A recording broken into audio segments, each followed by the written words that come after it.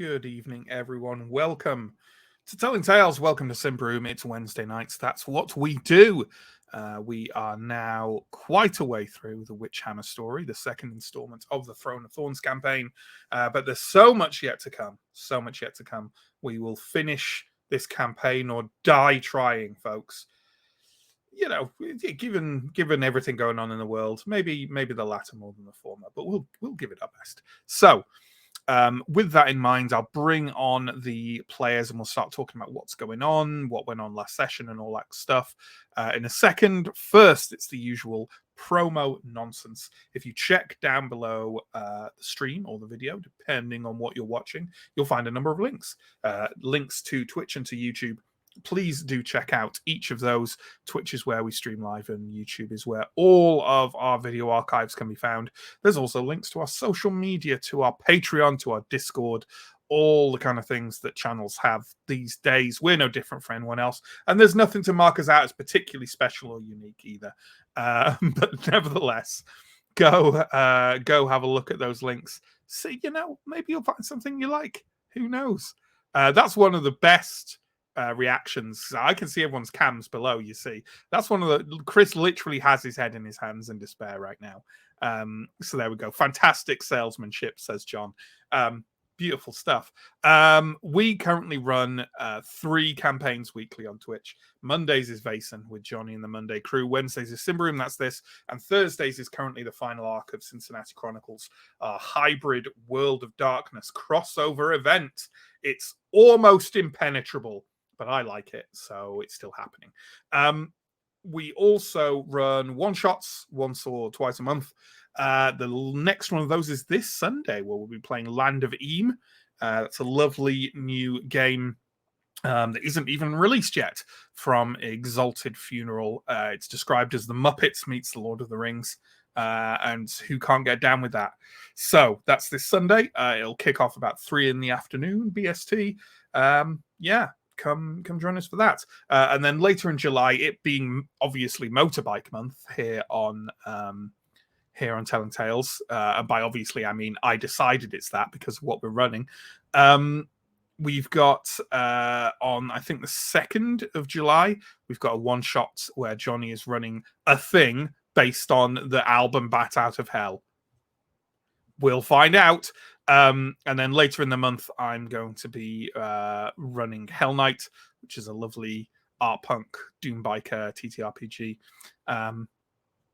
Join us for those. And without any further ado, because everyone on all these cams is delighted with how I presented myself in the first few minutes of the stream, let's bring on our first player. Let's bring on Mike, who plays Father Anton, holy man, faithful of Prios, roller of terrible dice. Mike, what's the Witchhammer all about, huh? What's it all about? Tell us. At the minute, it's about our party exploring the ruins of Symbaroum, which is one of 3 sites that we are investigating over the course of the Witchhammer to find out more about Elmendra, treasure hunter, and maybe the mythical lost city of Symbar. We are in Symbaroum exploring this Symbaric temple complex. It is pretty big. There are a number of other parties here as well. There are elves knocking around. There are rangers. There are the Ordo Magica apparently as well. And there are a lot of things that want to kill us in there, which include, but are not limited to, snakes, trolls, Ascarai, sinkholes, lots of really dangerous things knocking around in Symbaroum. And in particular, there's one thing that especially wants to kill us, which is a liege troll, which we encountered a couple of sessions ago, which has been sort of singing and bringing more dangerous things to the area. Yeah, it's been like the troll-shaped elephant in the room as long as you've been in Symbaroum. It's been there lurking as a presence, right? And you finally confronted it last week. Chris says you're absolutely saving the intro, by the way. It was, a fight. Take some notes, Matt, for God's sake. Shut up, Chris. Hey, can we just say this is just further proof that Matt is not in this for the money. He is in this for the love of. It's proof that I'm a natural streamer because I do not care about cringe. That's what it's proof of. Okay. So, yes, and last week was basically one big fight, kind of presumably the climactic fight in Fara Maroon, where you finally cut down Orangar, the liege troll. No one in the actual party ended up getting all dead from this, although Arendar was thoroughly beaten. But 2 more NPCs, and I promise, folks, I'm not planning this and using them as meat shields. I'm genuinely not. 2 more NPCs were, literally splattered against the walls of Fara Maroon. So our party is diminishing as it goes. And there we go. Thank you, Mike, for the wonderful summary. Let's start bringing on the other players. And our next player on today is the returning Chris. Hi, Chris. Hello, everybody. Hello. Chris plays Steo. Why don't you tell us about Steo, Chris? Who is he? Who is Steo? Steo's kind of asking himself that quite a lot recently as well. But last week, Steo was the flesh puppet of Mike above, I believe, and was involved in the fight quite heavily. And so I watched the session because I'm a good player, and so I'm up to date on what happened. And Steo's mad, almost, I think it was in character, charge to engage the most dangerous thing he's probably seen in his life. I think we kind of agreed that it was pretty much in character for Steo at the point in the combat where it was like it was kind of an all or nothing thing, right? I think Steo probably also felt a bit of an obligation to protect Arendar. Yeah, I suppose. Yeah, there is that. Seeing as myself and Arendar are both in the Secret Squirrel Iron Pact, but I'm officially in the Secret Squirrel Iron Pact because I've got my decoder ring now.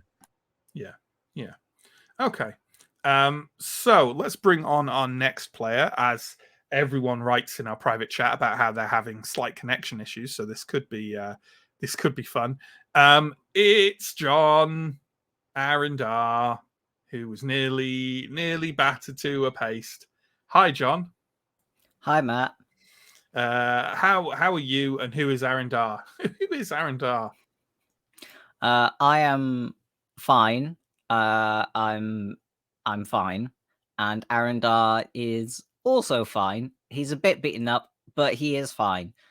He's the last member of House Star, who all probably perished south in Alberator, and he's just trying to do the right thing and also trying to rebuild his house, and it is going to come up to the realization that those are not the same thing. They are mutually exclusive.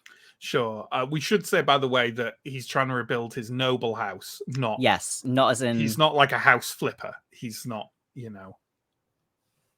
I mean, he is planning on building Dar an Manor, actual and house. Sure. has been going around taking trophies to adorn the actual Dar house. But no, I do mean the aristocracy.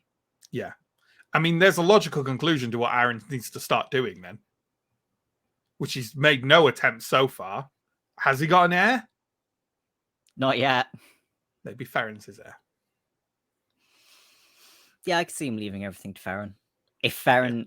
Yeah. I mean, he needs to get the armor for Farron, first of all. Sure. And keep him away from Masquerade. Yeah. Right, moving on.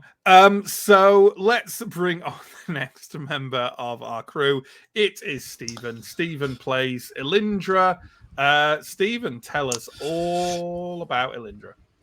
She's a mixed up puppy, isn't she? She was in training to be a Templar, and then something went wrong, and it might be her attitude, or it might be just the unexplored cosmic magic she appears to wield with very little control. So yeah, she's doing fine, I think. She's had some scary moments with the trolls, but is reasonably fighting fit, and hopes that there's not too many more things that are going to try and kill us, but isn't optimistic about that. Yeah, we'll see how that pans out. I've just spotted, by the way, I don't have my normal side light on, so if people have been getting a bit of strobing with me, that's why. But it's all done now. There we go. Right, let's bring on our final Symbaroum crew member. It's Sam, of course. Ascarai, the team DPS machine, sometimes aimed at the team. Sam, why don't you talk to us about Ascarai? Tell us what makes him tick. You nearly kill 3 teammates, and suddenly it's all anyone talks about. I mean, outrageous. I do like the idea that this whole story is just an origin story for Farron becoming Puss in Boots. It'll be good fun. Yeah, Ascarai's doing better than he was previously. That's the story. Ascarai, that's what Ascarai's all about. He's doing better than he was. Yeah, thanks. Last session, extremely bad. Now, less bad. Yeah, he had a chance to put some arrows into things he should put arrows into, rather than exactly. Sure, absolutely. All right then, there we go. So here we are, more Symbaroum stuff. I've kind of given the recap of the last session already. It was more or less than just entirely combat. The liege troll Arengar finally killed by Steo, right? I think, or was it Ascarai? I think it was Ascarai. It was Ascarai. Yeah, finally killed by Ascarai, and now you're all standing in a corridor. It has to be said, I think, from the size of these trolls, not to mention the people who've been, killed there and the corpses that were already here, I think you are all essentially wading. Wading is too strong a word, but at least walking in blood and gore among the large forms of these trolls and the unfortunate humans who are also torn apart in this area. The smell's probably something else. Delicious. What was the liege troll wielding again? He had a 2-handed something, didn't he? Yeah, he has like a sort of a staff, essentially. I think he was doing most of the damage with his bare hands, though, right? He was. He definitely was. Let me, if I share my screen, I can show you an image. And it wasn't necessarily in his stats, but this is definitely a thing that's on the art of him. Yeah, like a gnarled sort of long staff. And to be honest, it looks like it's a human-sized staff. That he's just holding. It didn't give off any kind of like sense during the combat of being something he was using for magical purposes or anything like that. So we're picking up essentially immediately after he's died, right? Correct. And he's got the air of a liege troll who is profoundly corrupt. Is that correct? Like, is there evidence that his corrupt aura is going to hang around his personal possessions? Is it safe to loot the goob? Yeah, that's where I am too. I mean, to a certain degree, like it's difficult to a certain degree. These things are difficult to tell because the corruption of unless it's overt, it's difficult to tell. Does that make sense? I don't remember you as describing him as being particularly corrupt. He was there are no signs of corruption on his body, or on the trolls themselves, particularly like there were on the Hunger Wolves, for example.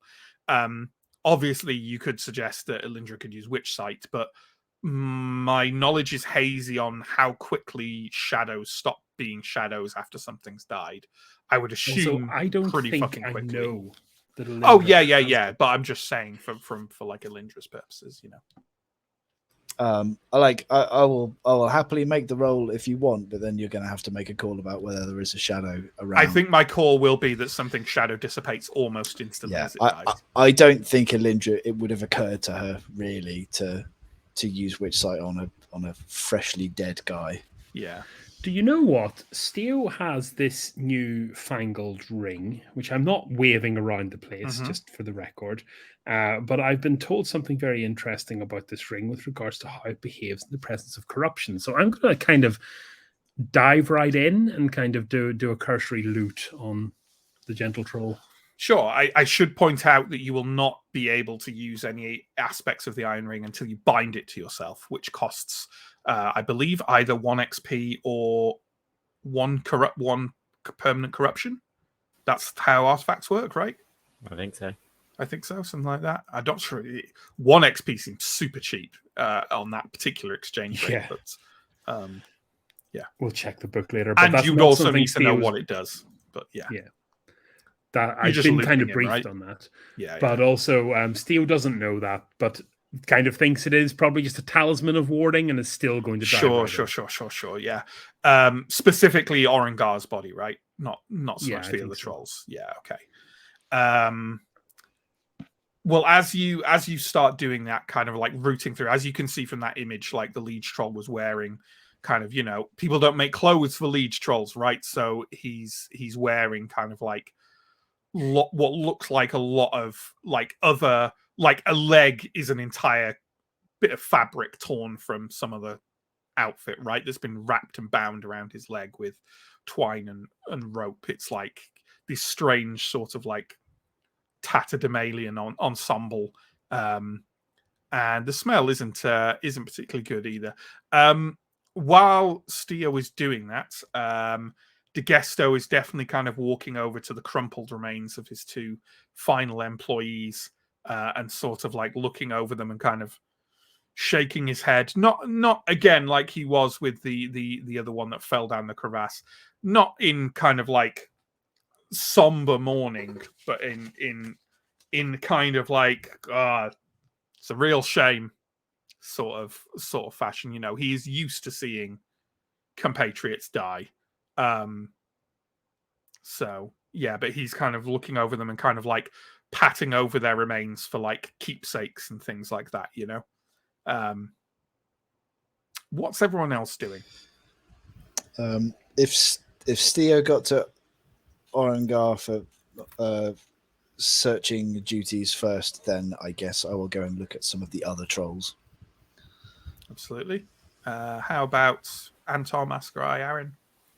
The 3 A's, triple A. I'd like to cast a look over Arundar and see if I could do anything about his wounds. Yeah, I mean, laying on hands or Medicus.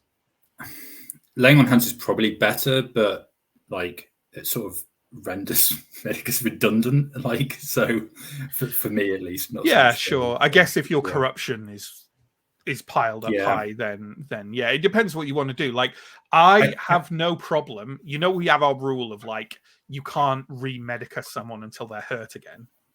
Or is it all kind of daily as well, right? Like we have a kind of notion daily. of that. But daily, but also within a day after a fresh hurt or whatever.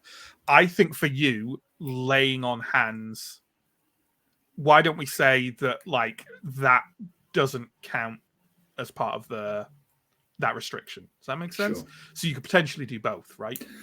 I think maybe in the context of like I was just in the combat, or we were just in the combat, I was using lay on hands there. Maybe I'll just do lay on hands immediately after with Arundar. That sort of is in keeping with what was just going on. So that's that tells us what Arundar is doing as well. So go ahead and take care of that. Sam, anything? Is Askrai doing anything in particular?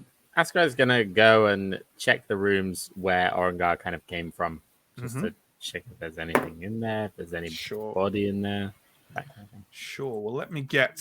I forgot that we have the map.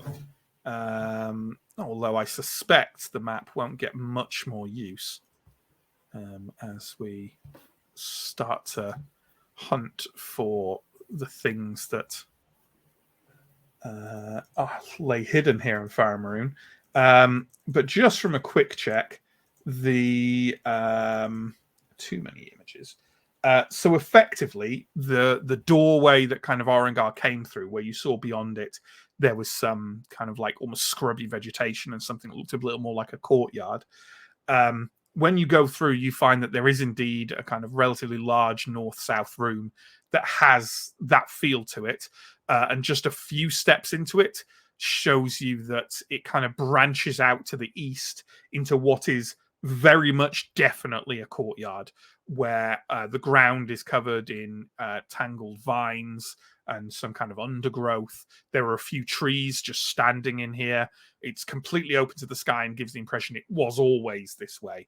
It has a number of things laying around it that seem to be maybe what passes for the Liege Troll's possessions. In there seems to be a corner with some piled but various animal and human carcasses in it, presumably the larder he spoke of. And there seems to be kind of like a number of kind of rocks that the Liege Troll, they're quite large, and it looks like the Liege Troll has been kind of like scribing some kind of runic language on them in some way, but nothing you can recognize in any way, shape, or form. Okay. Too large, large like too large to carry, or large like just a big rock? You're on mute. Yeah, they're virtually boulders. Okay. I mean, Asko would spend his time kind of looking around this room. Maybe take a closer look at these things, and once he's had a good look around, go and report them to Antum or somebody who might have some clue what they are. Absolutely, and I will open up the fog of war here for these purposes. You also see, by the way, the courtyard itself has some steps down to it from a doorway in the south, and the that initial courtyard room does extend into what looks like another room to the south that the wall has mostly fallen away on. I will illustrate this right now with a re-edited map. No, that's not that. Ooh, exciting times. God damn you, StreamYard screen share. Someone clip that and send it to your me. fault, not mine. Here we go. There we go. Do we see that? Yep. Could you zoom in a bit? I can zoom in a bit. I can and will. There we go. Does that make sense of what I've just said? Yeah. It does, but we're missing the route we took through the place to get here because we came in from the south. You did not. We didn't. We came in from the north. You thought you were going to come in from the south. So you weren't paying attention when you rewatched last week's session, Chris. Oh no, that wasn't even like no. It's too long ago. You see, you planned to come in from the south, but in the end, because of because you saw the fight between the Rangers and the trolls, instead you decided to try and intervene in some fashion. Not that that's what you knew what it was when you just made that decision, but yeah. But does that make sense? That's all good. Are there any other exits from that courtyard? Is that one to the south and one to the east from there? Is that one to the east? I can't look. That is one to the east. Yeah. South and east. Okay. The one to the south has some steps leading up. The steps lead up out of the courtyard. Correct. Is that right? Okay. Yeah. And they're not high. They're not like, it's just steps leading up to a slightly higher ground. Okay. Yeah. And obviously also there are the stairs down where you were partly ambushed from by the trolls. Mike, how did that roll go to lay on hands with Arendar? Arendar, you heal 6 points. I am fighting fit. Excellent. Elindra, what you find on the other trolls can be succinctly summed up with the term, sweet FA. Fair enough. One of them is wearing some kind of like necklace or talisman that primarily seems to be made of a battered human skull strung around its neck with twine. You see, I have been taking those kind of little trinkets, but I think I might just leave that one alone. Yeah. I mean, Oh, you get, not that you know anything, but you get no sense of like it. You know, it's not some magical skull. You don't think it's just like, regardless of whether or not it's cursed, it is quite a distasteful thing to be carrying around. Yeah. Sure. I will point it out to others in case somebody wants to carry it around, but that person is not me. Absolutely. As for Steo, you have a bit more luck on the body of Orengar, the lead troll, rooting through the various folds of its tattered clothing. You find a number of bits of trinkets and jewelry. They look old. They look probably Symbaric. All of them look a bit battered and kind of tarnished. You don't get, again, someone like Anton maybe should look at them, but like you don't get the sense with them that these are kind of magical objects or artifacts in any way. They're shinies, but they're probably worth some thala at Thistlehold Market. I'll kind of collect them in one hand and return towards the center of towards wherever the group is coalescing, grumbling that well, if we get another fight like that, we might have made enough money back to cover the cost of the supplies.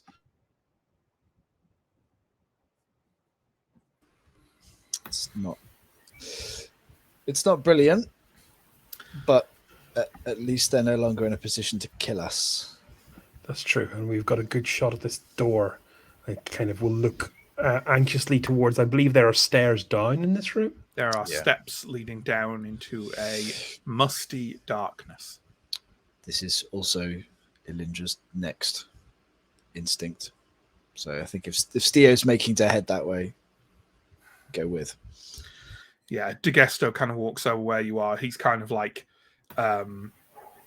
stroking his beard slightly in, again, like saddened but not distraught sort of fashion, and nods and looks back and says, it's starting to look like a better decision every day that I tagged along with your little crew, doesn't it? I'll maybe take the opportunity to do some like last rites on the bodies of his two crew. Mm-hmm. Yes, you say Prios's grace over the unfortunate forms of Leriol and Jorigoi. Hate to talk business at a sensitive time, but how long are there any rangers left, and how much grace do we have before whatever other vultures are circling this place move in? Yeah, I mean, you don't know how many rangers survived. Anton, from your perspective, you do not see the body of Lindra, which would indicate that at least one ranger survived. Orengar made it sound like at least one had survived. He asked you to bring I think he literally said to bring her back. Yeah. Right. We got 10 minutes, maybe. However long we've got, we should be as quick as we can. But let's not assume that there's no more danger downstairs. There may be more traps. Agreed. Okay. Yep. So what are our preparations for going down these steps? Torches and probably steel first, I think. And a rope. Do we bother with the rope? Can't imagine there being sinkholes in the basement, but it's possible. Is this literally going down to the basement floor here, Matt? Are we going underground at this point? You are indeed going underground. I will tie hastily a bowline knot around my middle and kind of throw the other end of the line back to Aaron. Okay, so Steo's taking the lead at this point. Is someone else holding a torch aloft? Sure. Yep, Elindra, sure. Okay, the two crew tanks, I suppose, start making your way down the stairs. It is a stone stairway full of twigs and mouldering leaves, leading to whatever passes for a cellar in Symbaroum. Utter darkness awaits you at the bottom of the stairs, and the air smells somewhat sour, like the fumes of some toxic acidic substance. Quite soon, as you reach the bottom, the shadows roll back at the touch of the light from the torch to reveal, honestly, what isn't a huge chamber, maybe half the size of the courtyard, so moderately large, but you've seen larger in Symbaroum. It's absolutely strewn with all kinds of ancient furniture, equipment of some kind, but then also detritus, debris. It's a mess in general. As you take a couple of paces into the chamber, are we doing our usual, check for traps? Yeah, absolutely. Okay, Steo, give us a vigilant roll, please. I'm going to say it's -4 because it's pretty dark down here. 5s are better, everyone. 9. Okay, you got no idea. As you take a few steps into the door, into the cellar, what you do see at the back of the room is what looks like a huge reinforced bronze doorway. It's about twice the height of a man, almost as wide, and looks to be about 2 feet thick. It is ajar. You can see like the light glistening off it and see that it's kind of has carved things on the front of it, but you'd have to get a lot closer to actually examine the thing, Ask Ryan, Tom. I actually don't know why I'm whispering.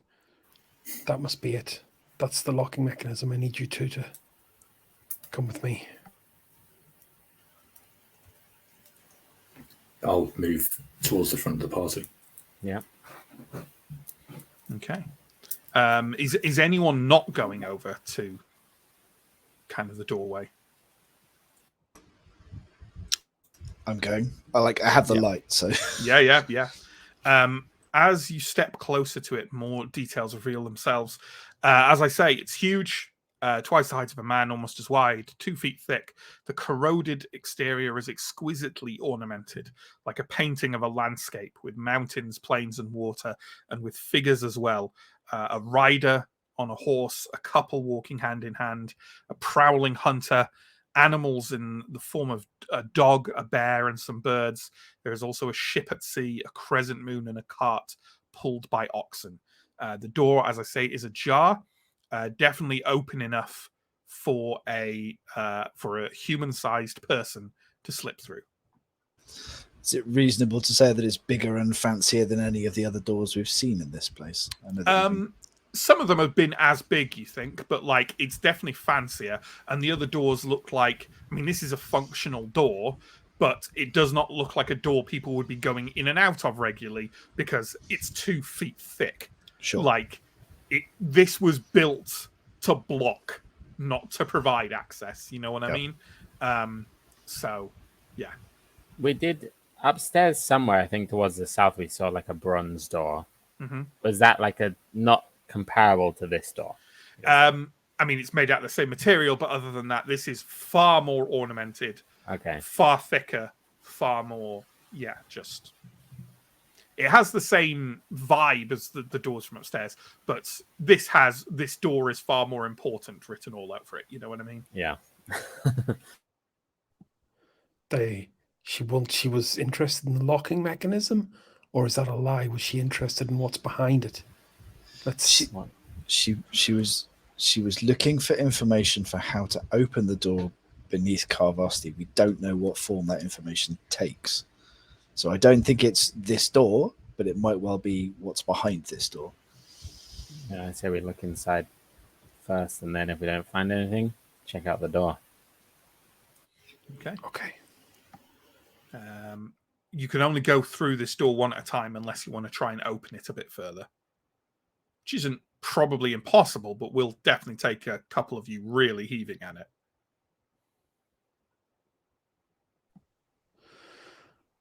I don't fancy budging that. We don't really have the time. Okay. Askrai, can you squeeze through and take a look? Careful, Yeah. careful. Try and hold up the torch behind me. It's dark. Okay. Cautiously move through. Absolutely. Askrai, can you give me a vigilant roll at -4, please? Yeah. That's a 4, which makes it. Mm-hmm. The chamber beyond is definitely a lot smaller, and it does have the feel of a vault to it. The walls are all seem to be made of very thick stone blocks. It's also quite empty, honestly. You can see something, a large kind of what looks like maybe tangled wreckage of some kind, further back into the chamber. Nothing is moving. Nothing seems everything seems, the floor and the wall seem very solid, still in very good condition. As you turn to kind of like say this back to your friends, you see that the inside of the door has huge slashed tears in the metal, pulled open, exposing the door's interior and some kind of mechanism. Okay. I will say back to the door. There's not much in here. I mean, it seems safe, but I think the door itself is what we're here for. You can see the contraptions. I mean, it's beyond me, but maybe Anton would have a better understanding of what it is. It's not really my field, but I can take a look. Make some drawings. De Gesto kind of leans forward around the others and says, "So it's safe in there." Seems safe. I think Askrai will probably walk a bit further in, check out the wreckage a bit. I mean, what's still while cooling back to the others. Sure. So kind of, I imagine Anton is the next one coming through, maybe with the Lindra and the torch, and then everyone else is kind of sidely. Obviously, the Elindra and Steo and De Gesto have to kind of sort of squeeze through this gap with a bit of a clanking noise from Elindra and Steo, but everyone can make it through. Askrai, as you go back to look at that, I mean, it is wreckage technically, but what you assumed was kind of like human wreckage in some way. Actually, on closer inspection, as the light from Elindra's torch shines over it as she enters the room, it looks like a torn apart, shriveled and twisted mess of kind of leathery organic matter.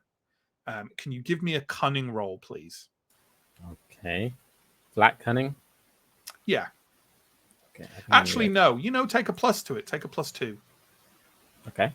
I need a 12 now. I rolled a 10. This bears a very strong resemblance to the odd leathery cocoon you saw the ogre coming out of.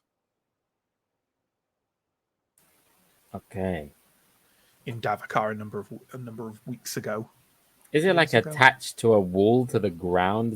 Or is it just It seems to be kind of at one point it was kind of bound to the wall in it was kind of not fused, but certain tendrils of it kind of you're familiar with a butterfly or a moth chrysalis, that, part of the growth of it is bonded into the wall to fix it into place.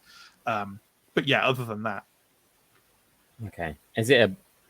Would I say that it's roughly the same size as the one we saw the ogre come out? Is it bigger or is it smaller? Bigger. Okay. Bigger. I will mention this. Something has come out of this, been born in this, like that ogre, but could it be troll size? Liege troll size? Give me a cunning roll. And take a +3 to it. That is a pass. I needed a 13 and got 11. The size of the ogre to the cocoon you saw matches the scale of the liege troll to this cocoon. Okay. So if this is where the liege troll was born, that would be consistent with the stories about Almendra waking up. Never has something like that turned out to be so literal. She literally woke up something that was evil. Seems that way. Okay. So What about this? does it look like you said there was damage to the back of the door, essentially exposing the mechanism. Does that look like troll damage? Essentially. That's a good question. Why do we have double cunning rolls here? Let's have Anton make your cunning roll for kind of like understanding this mechanism. Elindra also have a cunning roll for kind of looking at the damage to the door. Okay. Is that flat cunning? Yeah. I fail. Okay, but you can certainly mention it to others and see if they can come to a closer conclusion. Anton, however, essentially, after quite a brief look at the mechanism, you grasp it. It has cogs, it has rods, gears, all connected to each other in a fairly straightforward fashion, honestly. Each of these rods are attached to some of the figures and ornaments on the front of the door. When someone pulls a figure, a connected gear is positioned so that its cogs mesh with those of the lock. Apparently, essentially, one has to pull and twist the figures in a certain order and then basically pull them and then turn them either right or left a certain number of clicks in order. And then the door will open. That's not what happened to this door, however, because whatever did that damage clawed through the mechanism and opened the door by brute force. Okay.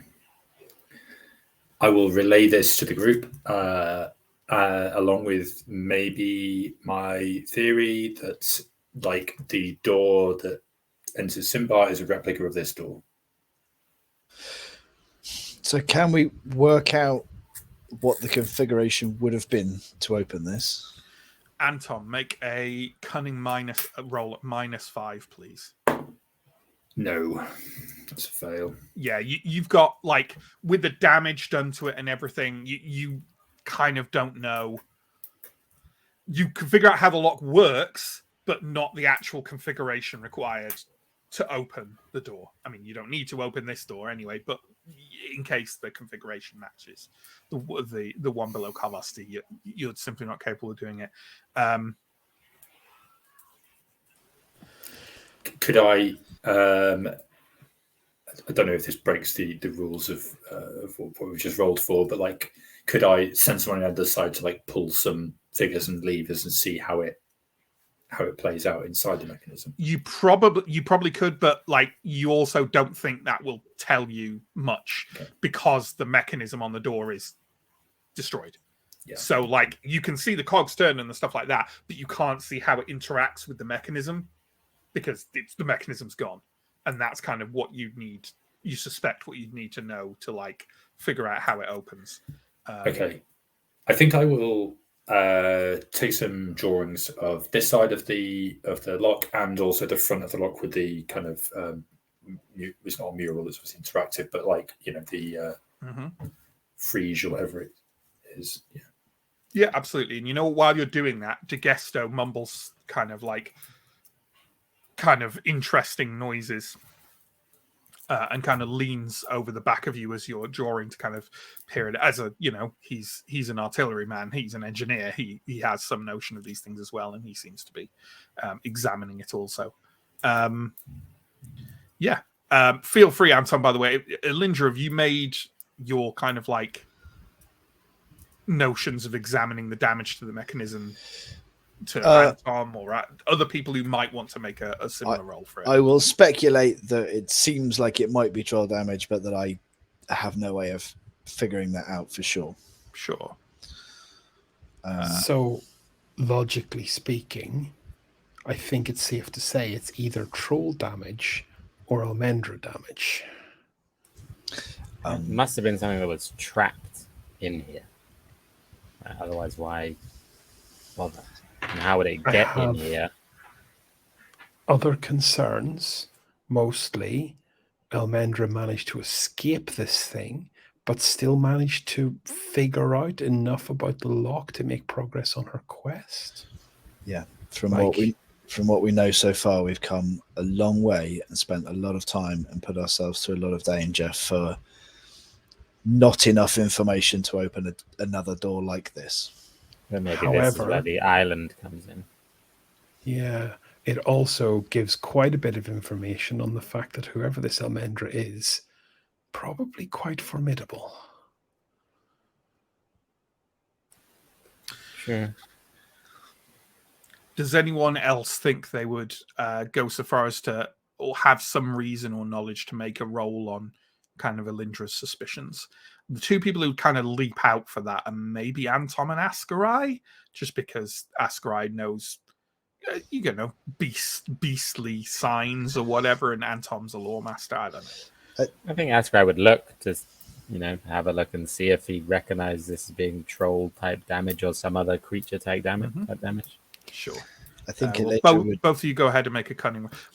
Was that cunning roll? I don't think it had a minus to it today. It was just a cunning roll, that one. My one, it was flat, yeah. Yeah. I think I would also just see if I could engage DeGesto and get him to speak, because I know he's an engineer. So, see if we can coax any theories or thoughts out of him as well. Absolutely. Well, while you do that, because he's kind of like examining this mechanism a moment. Asker and Anton, did you have any luck with the cunning rolls? I failed. Anton, you didn't really glance at the damage to the mechanism because you just wrote it off as you were looking at how it actually, how this stuff fed into it. Now that you glance at it, you don't know what did this damage. You can say one thing though: all the edges of the damage are corroded in the same way the rest of the door is. This damage to the mechanism was done centuries ago. Interesting. Okay. I think that whatever broke this door broke it a long, long time ago. It's been like this for some time. So she may have woken the liege troll up, but that doesn't mean necessarily that he had to work to escape from here. Yeah. Okay. We have to Liege think. We have to troll- think as well that somehow the liege troll was born, placed. I think here, got in somehow. perhaps the Liege Troll might be older than we thought as well. The size of the door, like being ajar, would the troll have been able to fit through as we found it? Oh, definitely not. But I mean, the Liege Troll is also Could have moved definitely could have closed the door somewhat. Yeah. Okay. DeGesto is kind of fumbling with the mechanism, and obviously, what did you say to DeGesto, Elindra, explicitly? Just like, what do you make of this? Does this look like the information that we came here for? Are you seeing something that we haven't? Well, I can tell you this: he's got kind of like one kind of meaty hand, like inside kind of the mechanism, playing with something that like makes a clicking noise. This lock, I'm not sure if you still could, because the mechanism's gone. It could be set up in different ways. Another large click. If there's a door like this somewhere else, like Carvosti, there's a code key that's probably specific to the door, in the same way there was for this one. Can't find out this one now, not with the mechanism gone. You need a code key, and you need to know how the door works. Looking at this, we now know how the door works. We do not have a key. So somebody who hadn't seen a door like this, even if they had the code key, wouldn't be able to open it without also understanding the mechanism. That's right. Okay, because I think Elmendra went to the island first. So perhaps that's where she got the code key, and perhaps she came here to understand it. Maybe. And then went to New Earthmore to find where the door is. She didn't go to New Earthmore, but... Did she not? No, Elite. She knew a leader on Carvasti. Oh, okay, right, yes. But okay. Okay, she went to Elida, though. Elida told her about the existence of the gate, is what we... Yeah. I mean, she told her about the interior. You do not know where to find the door. No, but Okay, I so think You know how to directions. navigate once you're past the door, which is what she knew from Elida. So the information seems to be, from here she found out how the door works. From Elida, she found out how to navigate the interior tunnels of Carvasti. There does seem to be more information, as you say, Yeah. the location of the door and the code key. And the code, yeah. Do seem to be two pieces of information. Yeah, you don't know where she got those from. Right, let's get out of here. It's giving me claustrophobia. Plus, maybe there'll be something of worth in the antechamber. All right. Stop. Degesto kind of starts squeezing through the door again. Before we leave, I'm gonna see if I can take like a small sample of the kind of cocoon organic matter. Sure, yeah. Just stir it in my bag. And I didn't mention this explicitly, but I might like sort of have done my best to kind of like copy some of the presumably Symbaric runes that were on the door as well, just in my notes. Sure, there aren't any runes on the door, but there's like there's like the image that's like a kind of how does it describe it in the thing? It's exquisitely ornamented, like a painting of a landscape but carved on the bronze itself. But yeah, you can take a sample of the cocoon quite easily with like, you know, if you've got like a knife or something. It's tough, but it's like carving through, you know, a very tough old steak or something. Degesto, do you, in your arsenal of interesting explosive tricks, have the means to destroy this door to the extent that nobody else could come through and learn what we've learned?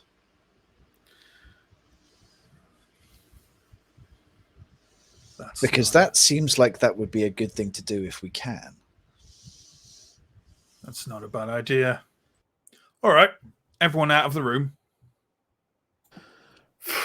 Careful, not careful. Hang on, let's just make sure that we've done everything that we want to do in the antechamber before we think about creating a huge mess. There won't be a mess in here. I will need Elindra and Steo. I need your help though. Stand on the outside of the door. When I come out, push it shut with me. Sharpish. You're gonna do this from the inside. I mean, I won't be on the inside when it goes off, but yeah. Okay. Sounds fun. Degesto kind of like fumbles in his robe and kind of hefts himself back inside the chamber. I will give Steo a look that says, I will. Oh, God. Oh, bit of murder. I can't deal with this much moral decisions. No, do you know what? We're going to have plenty of opportunities to kill this guy. I have to say, obviously, if you give it, I have yet to determine why there's such enthusiasm for murdering Degesto, a man who's only ever helped you. we just took a disliking to him. It was all that Just treason. insurance. Define we. It's just Elindra. It's insurance. Steel kind of There's shake some his very head. mixed morality going on within this group. We Like- have to ensure that the darkness in the forest remains there and there's no harm. Oh, this guy's just helped us. Yeah, let's entomb him. The wordless look was a question, not a suggestion. Yeah, Steele's definitely not doesn't want that blood on his hands yet. As he goes through, Jagesto kind of pauses for a second and says, in fact, while I set this up, and presumably some others of you loot all this wreckage, could you do me a favor and bring those two upstairs down here? I'd rather, if they're going to be laid to rest, I'd rather it was in the place they came looking for, not out there for the animals to pick them over. Yeah. That seems very fair. So we'll go and try and get one of them. I will let other people do the looting, and I will go and bring bodies down. Okay. Degesso disappears into the darkness of the vault. Yeah, I mean, it's an unpleasant matter to bring them down because their bodies are shattered and broken apart, but it can certainly be done. That leaves, by my counting, Aaron, Anton, and Steo down in this antechamber. Is there any kind of searching going on? I'll have a try at searching. Have a try. Sure. Give me a vigilant roll at -4, please. Okay, so I need a 1 to succeed. I do not get a 1. Sam, for the love of God, please. Put Sam's us out of gone. misery. Sam's gone. Oh, he's gone. I'm bringing the body damn down. it. Yeah. What about Is it- Revelia? Where's Revelia gone? She's around. She's probably helping with the bodies She's- as well. The Yeah, looting she's can somewhere. wait. Belinda's gone. Anton made it. Oh, Anton is looking. Yeah. Well then, let's have Anton find something. If I can bring up. Of course, I don't have the correct PDF open. Why would I? Matt's quickly looking at the stats for poisonous snake as Anton plunges his hand into. Absolutely. Where is? Literally though, where is it? Hey, gang, look what I There it found. is. Thump. Thump. Can you give me a D20 roll, please, Mike? 11. 11. And then can you give me a D100 roll, please?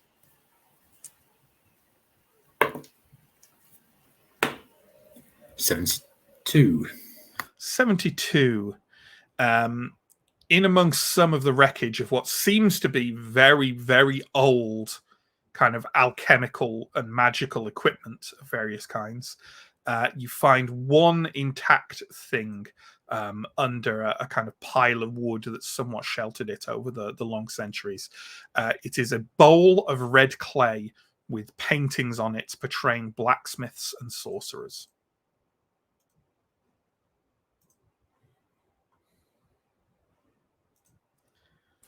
It doesn't give you kind of immediate sensations of this is something incredibly potent and powerful, but it's certainly a find that's worth Thala, if nothing else.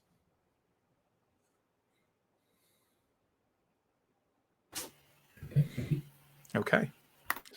Ascarai and Alindra, you've carried the bodies of Leriol and Joragoi down into the antechamber. I take it we are taking them through to the vault. Yes. Yep.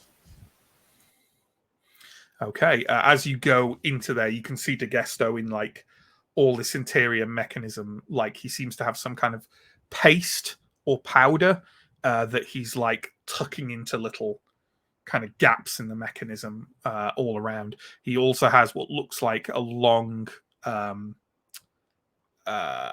what's the word I'm looking for? Like not wire. Like a fuse. Yeah, like a fuse that he's kind of like tamped into one particularly big patch of it and is now kind of like trailing it down to like almost to the ground. Guy's eager to get out of this room. Sure. Try and put the body down respectfully if possible, and then very quickly leave. Yeah. As you do so, he turns and says, "Thank you. It's just kids, really. It's better that they take their rest here. They were looking for it." Yeah. They fought well. They did. But as is so often the case, not well enough. All right, I'm done.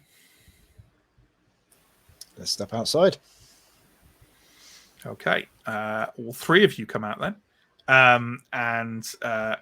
Just before he goes, DeGesto lights the fuse, comes out and turns around and says, "Yeah, quickly now," and starts heaving against the shoulder to the door. Shoulder to the door. So we'll have a roll from like each of you, and I need 2 successes to close the door between the three of you. Just flat strength. Flat strength. That's a pass. You're on mute. We can't hear you. I mean, his face says it all. It would have been a pass if Elderly hadn't proc today. That is a fail. Well, then the door budges, kind of creaks, and then stops closing. DeGesto goes, "Yeah, run." Okay. Okay. Can I have a quick roll from everyone?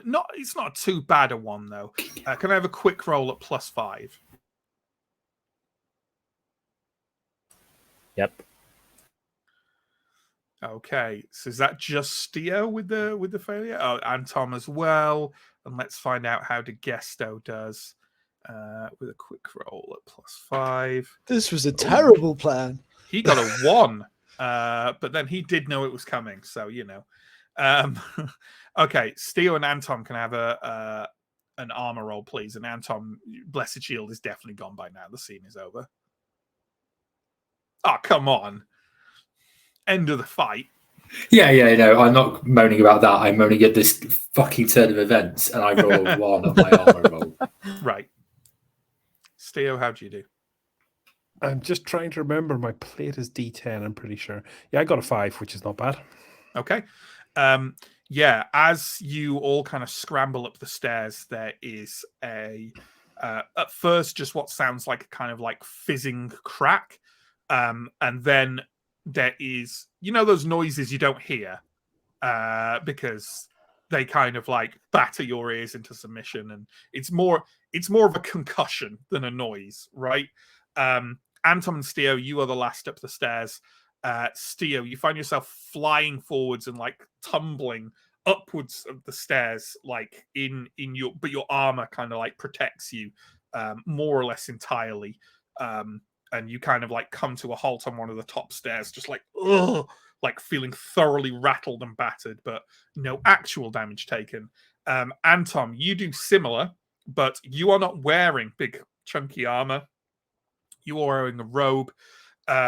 You feel various parts of you batter and bruise as you sort of spin up, like tumble up the stairs, and you also feel a sharp pain in your back, followed by definitely a wet sensation. Take 4 toughness from a bit of shrapnel and a bit of bruising.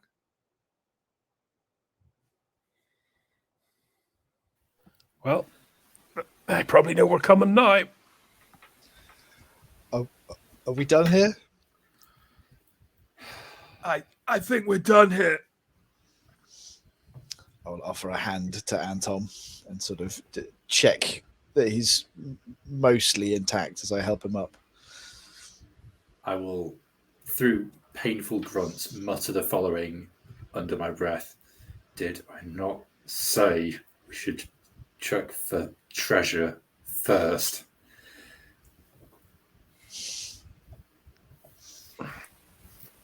I thought you'd got all the treasure already. While we were getting the bodies, you found all the treasure, right? Yeah, I couldn't find anything else.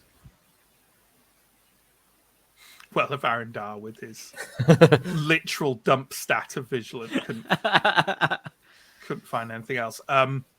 Yeah, are we essentially leaving the ruins of Symbaroum by the nearest that northeast gap in the wall? Is that the plan? Are we done? I think we might be done. I will, however, call Anton over. Come here, priest. Let me take a look at that. Looks like you caught something. I need that, Steo. We could go check out the other bronze door. It wasn't as good as this one, but there might be something there. I mean, you've seen a number of doors and checked out one of them, and it's just a door, Like, I definitely can't emphasize that they were similar in that they were both doors. Like, but it was very different otherwise. The other doors did not appear to have a remotely similar No, mechanism. not in any way, shape, or form, no.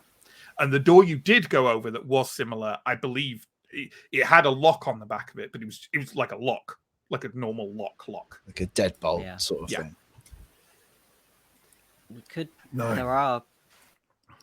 I mean, there's still the south and the east that we haven't looked in. As we're There here. is, but there seems to be almost no treasure in this place, and any number of things that we are going to antagonize with our continued presence. Why do I always end up disagreeing with you, Lindra? I don't mean to. So, the reason why I think it might be a good idea to forge through is because whatever of the Rangers got away is probably keeping a very close watch on this through the entrances that they're aware of and that they're aware that we're aware of. So if we go and get ourselves lost for an hour in the ruins and emerge via a different exit, gives us a better chance of sneaking away from here without drawing any more attention than that explosion already did. You want to go southwest? I think I want to go southwest. I don't mind looking through the ruins more, but I don't think we should be too concerned about whatever Rangers are left. I mean, they took a beating. What are they going to do? We took a beating as well, Ascarai. I mean, not like them. The beast said that one of them survived. I don't really want to have to kill a ranger. I don't really want to have to kill any elves. I don't really want to have to kill any trolls or snakes or like. If we're concerned wolves. about being seen, surely we could just make for the flooded entrance that we came in. That must only be a couple of rooms away. Oh, I'm still dreaming of loot to guess to. I'm still dreaming of loot. As am I, Sergeant, but isn't the clock ticking on all this? If we come out of that flooded entrance, there were snakes in that water, and we'd have to come out of that entrance and go west through the swamp, because the other alternative is north, which is what we're trying to avoid. I think I'm with Steo here. We forge our way out, but we forge our way out through the southwest entrance. I'm happy to do it if we're keeping an eye out for loot at the same time. It seems a hiding to one of us going down another pit. Would you rather fall down a 15-meter pit and break your neck, or fight one ranger? The pit's likely to be more dangerous than the ranger, isn't it? This is the ranger that got away from the troll, though. Running away doesn't make someone tough, just smart. Forest rewards smartness more than toughness. Steo, you did mention to us the elves said something about not fighting this creature. Yeah. Are they going to be unhappy with us? Are they going to want revenge? Were they protecting this? I don't know. I don't think so. I don't know what this might be. Not what you want to say to the group. I don't know, Chris, but you definitely got the impression, just for clarity, that they were warning you about it, not warning you off it. If you see what I mean, they themselves thought it was dangerous. I am playing slightly dumb. Before we make a decision, Matt, what time of day is it as well? Did I miss that? That's a very good question. It's pretty early still, right? You're still in the morning, for certain. And this is the third day at Symbaroum, so you have a day and a bit's supplies comfortably for the trip back to Carvosti currently. But yeah, like Degesto is certainly of the notion that in this grand chase for finding the stuff under Carvosti, maybe once you've got the thing and you don't have to fall down sinkholes anymore, he's in favor of leaving. But like, obviously, it's a group decision. I still think it's southwest. No, Degesto speaks sense. There are other smaller, safer, more treasure-filled ruins than this one.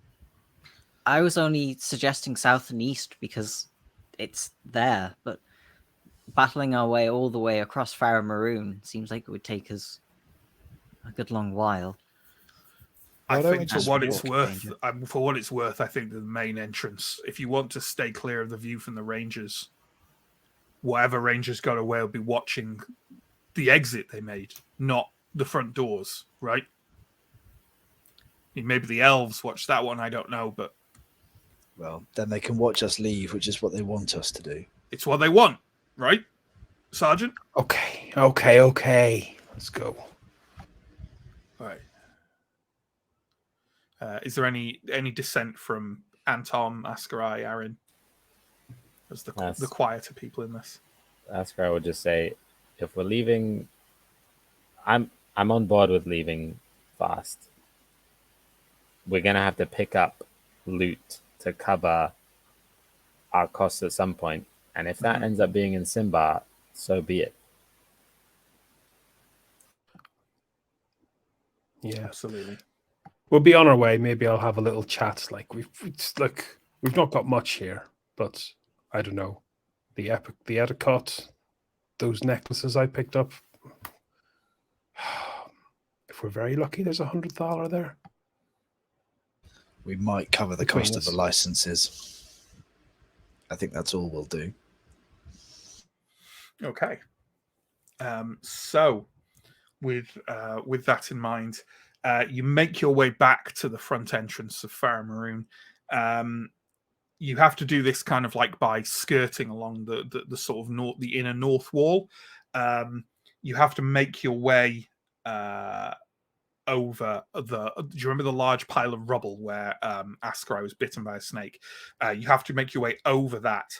I can't remember. I think that might be the rubble where the rope is still pinned.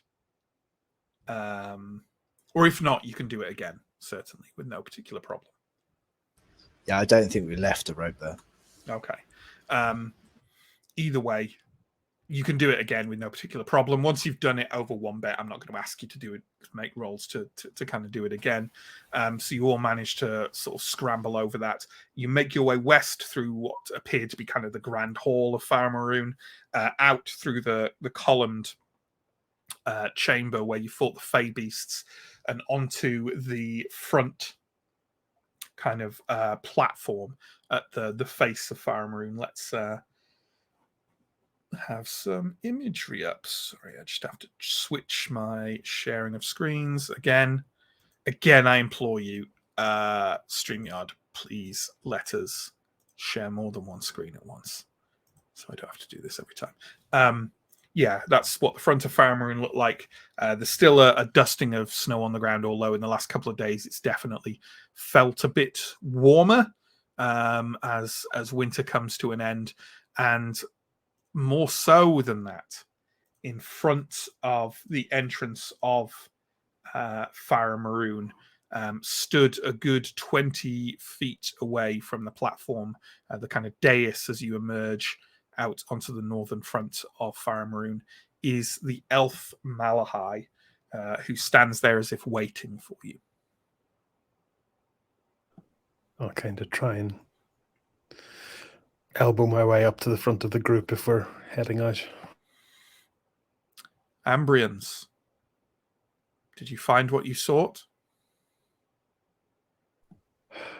We did. It seems you paid the cost. We did, but we also silenced the singing. I suppose that is not something to mourn. At the tree line, kind of further back from him, you see his group of other elves, led by the female elf who definitely looked a bit more antagonistic about you, kind of emerge from the tree line. What do you plan now? We leave, head back west. Well, I encourage you to leave the darkness of Davakar as soon as you can and not return. I hope my words are heeded. And no matter that you found what you sought, I hope what you lost does not sit idly with you. He kind of turns around and kind of sees the elves along the tree line and looks confused, and then they let off a volley at you. Can everyone roll defense a -5, please?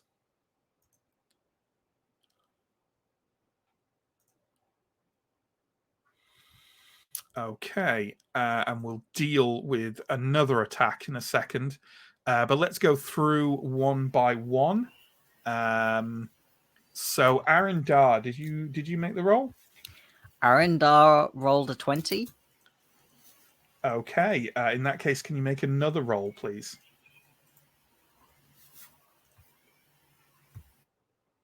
If it's still against defense, then that is a fail. It is still against defense, yes. It's another attack because you rolled a 20. Okay. Unfortunately, I'm not going to ask you for an armor roll. So with that in mind, Arendar, can you take 10 toughness, please? Yes. Where does that leave you? That leaves me on 5 and is over my pain threshold. Okay. It's you who chooses, right? Is Arendar knocked down by the 2 arrows hammering into his torso, or does he take another attack? I think being knocked down will be fine. Sure, absolutely. That makes sense, being hit. Yeah, I think you're not kind of going to be knocked down and skid along the floor of the this front dais for a good few feet with the kind of impact of the arrows into your body. Anton, how did you roll? No? Yeah, I failed. Okay. Take 5 toughness, please. That's over my pain threshold. Okay, then you are also knocked prone. Oh, sorry. Well, you choose. I would like to be knocked prone, Yeah. please. Every single one of these arrows, by the way, impacts into your shoulders. Like every single one of them, are in the same place on your bodies. Oh, hang on. Maybe I should also say that I'm actually down to 0 toughness now as well. Oh, okay. You just got healed, didn't you? No. No, I failed the roll. Oh, but yeah. So, is your toughness? For some reason, I thought you were healed back up to max by layout. No, maybe I'm probably being stupid. But either way, yeah, okay. So Anton, yeah, you go tumbling. You tumble backwards on the stone floor of the dais, and you're unconscious. Like you just felt the impact and a sharp pain, and then everything blinked out for you. Steo, how did you roll? Defense -5, wasn't it? Yes, I failed. Okay, take 5 toughness as the arrow impacts through your shoulder guard and into your body. Excuse me, is that an attack that's ignoring armor? Oh, man at arms. Yes. Man at arms master. Give me an armor roll then, please. I got a 5. Which is exactly what you need. Nice. So you know what? You have braced your armor. Normally, people put on plated armor like you, and they fix a certain part of where, like, the shoulder guard meets the chest plate in a certain way. But you have learned to put a ceiling strip of leather between the two to make the bracing point firmer. The arrow impacts it and just rebounds off over the kind of floor of the forest. Elindra, how did you do? Elindra and Revelia both passed the defense rolls. In that case, an arrow slams into Revelia's shield, and in your case, just sidestep it. Happy with that? Yeah, just like you saw it, saw it come, felt like it's a gut instinct. You made yourself a smaller target. It wasn't like a conscience. There is an arrow coming at me. I am. Yeah. Because that's Jedi stuff. But yeah. How about Askarai? Askarai passed. Yeah, same again. You had a bad feeling and had already maybe partially crouched to make yourself smaller. Who would like to make DeGesto's defense roll? I can do that. You can do that. It's going to be oh my god, his defense is +7. Oh my which god. means that his initial defense is 3, right? So yeah, it's a 1 to see if the damage is reduced. That's it, really, right? Oh, that's unfortunately the exact wrong number to roll. That's the wrong number to roll. But DeGesto is going to choose to be knocked prone. And he's again on the floor with it. Arendar flew off backwards with a huff of air. Anton collapsed almost silently into unconsciousness. DeGesto staggers backwards with an extremely loud series of swear words and kind of bumps against one of the columns. Right, what's going to happen now? Because that's the fire from the elves. It's not the fire from the leader, or who now seem, if Malahai's confused expression seems to be anything, the fire from the leader of the elves. So I am going to randomly roll one of the people who isn't already knocked prone by this. And also, by the way, they didn't fire at Farron, John. I know you rolled Farron's defense. They didn't fire at Farron. But basically, one of the 3 people to the right of the screen now is going to take some hits. So we will see who that will be with a lovely D9 roll. It should be a D6, really. Steo, possibly the best person this could have happened to. Could you make 3 defense rolls at -6, please?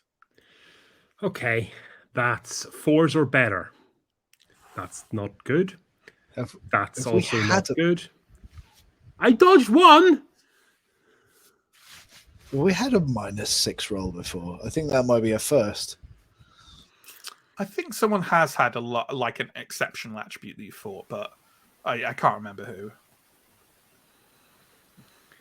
Well, 2 out of 3 ain't bad, as the elves are probably telling themselves. Sure. So well, give yourself 2 armor rolls then, please. Cool. So that is interestingly, this isn't because of man at arms, which. If we give a moment's thought, perhaps Sam will have an answer to why that might be for us. That's 8 and 5. Those are big numbers. That's pretty good. Pretty good. Well, then, what happens is that first one arrow impacts on your armor, then another breaking apart, and then a third one seems to be kind of course corrected slightly upwards due to the impact of the others. You have no idea how someone would have the mental acuity to make that adjustment on the fly. They feel like bang, bang, bang into you. The other one is adjusted slightly upwards. Slices are just a fine cut along your neck as it arcs backwards into the ruins. It's only 1 toughness. Malahai kind of takes a step forward and sort of raises his hands towards them, so backwards away from you, I suppose. Raises his hands towards them in a gesture to cease, and all of you kind of blink for 1 second, and the elves are gone, disappeared into the tree line. Malahai kind of takes a few steps forward and then visibly kind of like sags against his staff and shakes his head.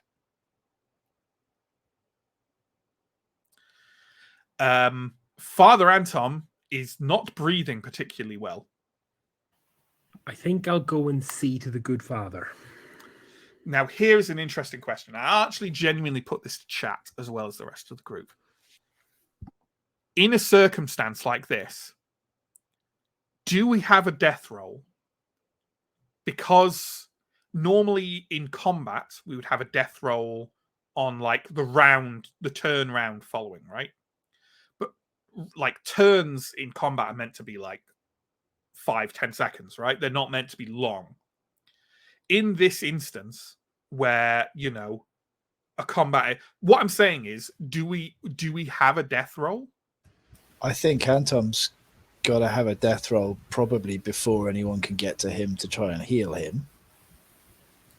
I don't know, because if we were in combat, he wouldn't need to. Combat, especially because Steo is faster than Anton. Yeah, I think it should be based on initiative. Like if the person who can heal them goes before them in initiative, if he could have healed him in combat, yeah, that makes a lot of sense. It makes a lot of sense. Okay, so we treat it like a combat in which the elves had a higher initiative than the rest of us, essentially. So it was a sneak attack, wasn't it? Yeah. So this is technically round one of the combat, and if my initiative rolls higher than Anton's, which I believe it does, I can take my action to go and do that. You've persuaded me. I think that makes sense. Of course, we come to something else if Steo can't do that, because then it would be another action to give him some Water of the Dusk, right? So then we might do it. So Steo, give us a Medicus roll on Father Anton, please. Oh, do I? If I feel this, do I want to spend XP? I mean, I really don't like Anton. Let's go. It is cunning. 10s or lower, 50-50. 17. I've been rolling abysmally this evening, but in the interests of silencing the turbulent priest, I will take another roll here. I will spend that XP. Spend an XP for a reroll. Oh my god! Did you even have XP to spend as well? I thought after the crap. No, I didn't. I was spending this session's XP. Well then, you didn't roll a 20. Okay, that's the good news. Is good thing. Okay. Mike, and not for the first time, can you give us a death roll for Father Anton, please? And let me remind everyone what they are before we go through with it. A 1 is a recovery with 1d4 toughness. 2 to 10, no effect. 11 to 19, the third time that is rolled, the character dies. 20 is immediate death. There are no XP spends to re-roll a death roll. Mike. Roll, please. It's 5. Okay. So nothing happens. Father Anton is still breathing. He's bleeding a lot and growing paler by the second, but he's not dead.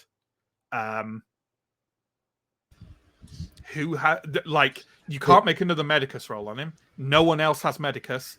You have one. Which is interesting, isn't it? Because it's like it then becomes just rolling repeatedly. If there was nothing, you know. Elindra has 1 dose of Water of the Dusk, the last one. Is that the last one the party has? No, it's the last. Okay, but you could use a healing thing for one. Point. Yeah. But I'm assuming Elindra, is this? Are you? I've got herbal cures as well, but I think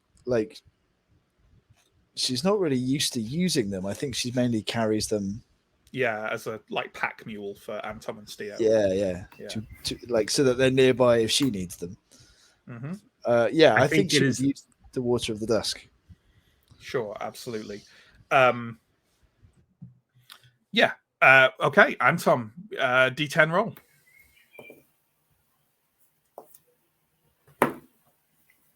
That is 9. Wow.